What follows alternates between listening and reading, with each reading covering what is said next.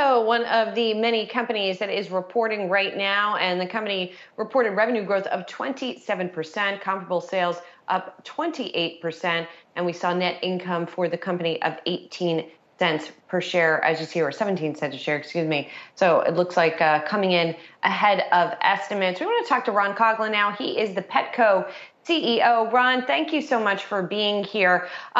We keep talking about all of the demand that people are seeing. Obviously, we know more people got pets over the course of the pandemic. They needed to feed those pets. They needed to buy all kinds of stuff for those pets. But you also talk about sort of execution in your earnings statement. So talk to me about how you guys are getting to those people, servicing them better over the course of the last quarter.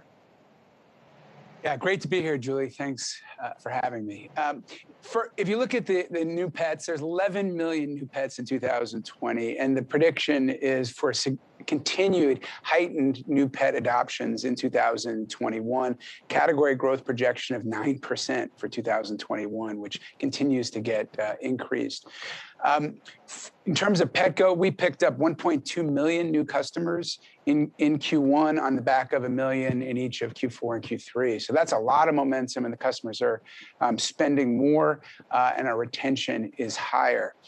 We have the only full ecosystem for pet parents. If you talk to pet parents, 50% of customers say they're looking for a partner for their health and wellness. And we're the only company that has an integrated vet, grooming, training, merchandise, as well as digital assets that we bring it all together. And one of the things that really differentiates us is our online. 83% of our online orders are shipped from our pet care centers. We think of them as micro distribution centers. So whether it's same-day delivery, whether it's BOPUS, or curbside, we're getting to the customer faster for lower cost than our online competitors.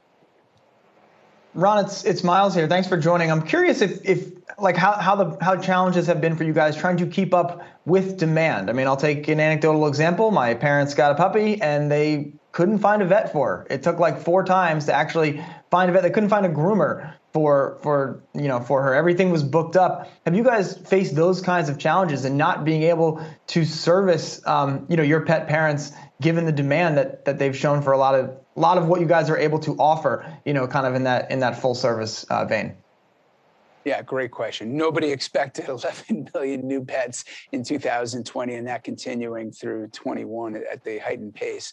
I think we've done an excellent job responding to that, as evidenced by our highest quarter ever, 28% comp. Our supply chain team has done a great job, but our vendors and their capacity, weren't set up for that heightened level. So we are chasing supply, but I think we're doing a pretty good job of servicing that supply from a merchandise standpoint, that demand from a merchandise standpoint. If you look at services, demand is exceeding expectations, which is good for our business.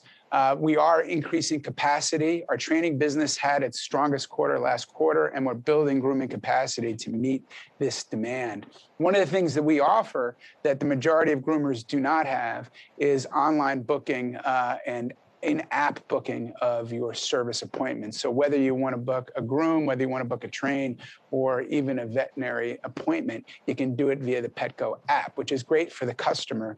And for us, app customers spend about 2 times more than your average customer. So it's a win-win.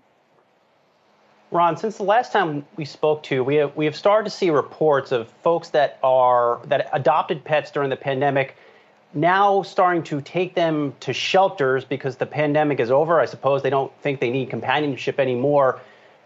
What is your message to those people who might be doing that stuff? And then secondarily, are you doing any work with shelters right now to, I guess, help this situation?